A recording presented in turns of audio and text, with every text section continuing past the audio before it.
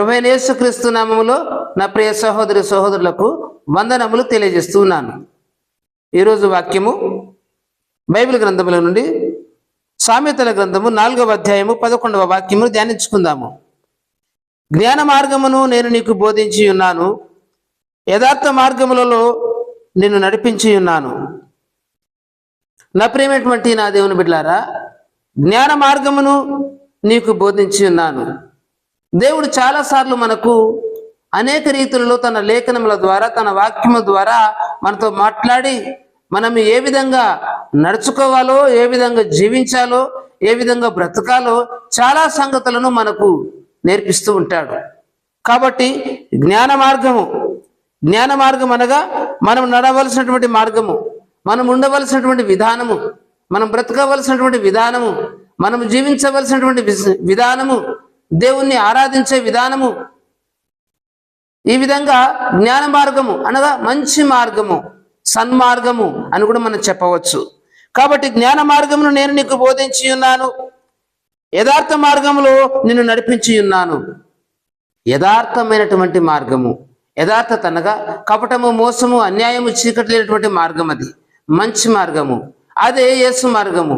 యేసుక్రీస్తు నందు నడుస్తున్నటువంటి నా ప్రియమైనటువంటి దేవుని బిడ్డ, నీవు ఈ సత్యాన్ని గమనించాలి. ఎన్నోసార్లు నీకు దేవుడు తన జ్ఞానవాక్యమును నీకు ఇచ్చాడు, తన వాక్యము ద్వారా నీతో మాట్లాడుతూ ఉన్నాడు. నీ జీవితము సరిచేసుకోమని ఎన్నోసార్లు జ్ఞానము నీకు బోధిస్తూ ఉన్నాడు. యథార్థమైన మార్గంలో నిన్ను నడిపించాలని ఆశ కలిగి ఉన్నాడు. ఆ మార్గంలో నిన్ను నడిపించడానికి చాలాసార్లు తన వాక్యము ద్వారా నిన్ను హెచ్చరిస్తూ ఉన్నాడు, తన స్వరము ద్వారా నిన్ను హెచ్చరిస్తూ ఉన్నాడు, తన దర్శనము ద్వారా నీకు ప్రత్యక్షతను బయలుపరుస్తున్నాడు, స్వప్నమందు నీకు దర్శిస్తూ ఉన్నాడు. అనేక రీతులలో తన సేవకుల ద్వారా లేక తన ప్రజల ద్వారా అనేక మార్గముల ద్వారా తన సంగతిని, తన యొక్క వార్తను నీ దగ్గరికి చేరవేస్తూ జ్ఞాన మార్గంలో నిన్ను నడిపించాలని, అలాగే యథార్థవంతమైన మార్గంలో నిన్ను నడిపించాలని ఆశ కలిగి ఉన్నాడు, నడిపిస్తున్నాడు. ఒకవేళ జ్ఞాన మార్గమందు నువ్వు నడుస్తే ధన్యుడవే, యథార్థ మార్గమందు నీవు నడుస్తే ధన్యుడివే.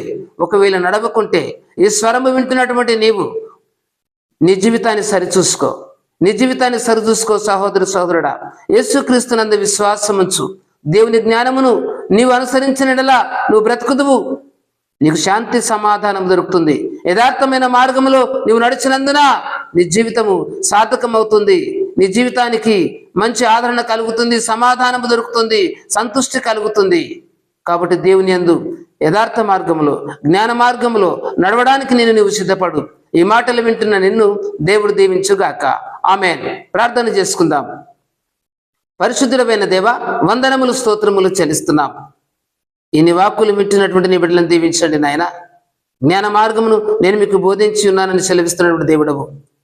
జ్ఞానవాక్యం మాకు ఎన్నోసార్లు వచ్చినప్పటికీ బుద్ధి తొలగి తండ్రి దారి తప్పి తిరుగుతున్నటువంటి బిడ్డలను జ్ఞాపకం చేసుకోండి.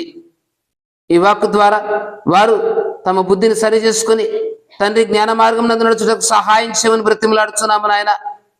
అలాగే మా ప్రియ ప్రభు, యథార్థమైన మార్గంలో నడుచున్నట్లు కృప చూపండి. బిడ్డలు చీకుడు ప్రియులు గాక, దరిద్రంలో జీవించక, అలాగే తండ్రి చెడు మార్గంలో నడవక, నిన్ను అనుసరిస్తూ యథార్థమైన మార్గము కలిగి తండ్రి నీ వాక్యమందు జీవించినట్లు సహాయం చేయమని వేడుకుంటూ యేసు క్రీస్తు పరిశుద్ధ నామమున ప్రార్థిస్తున్నాము తండ్రి. ఆమెన్.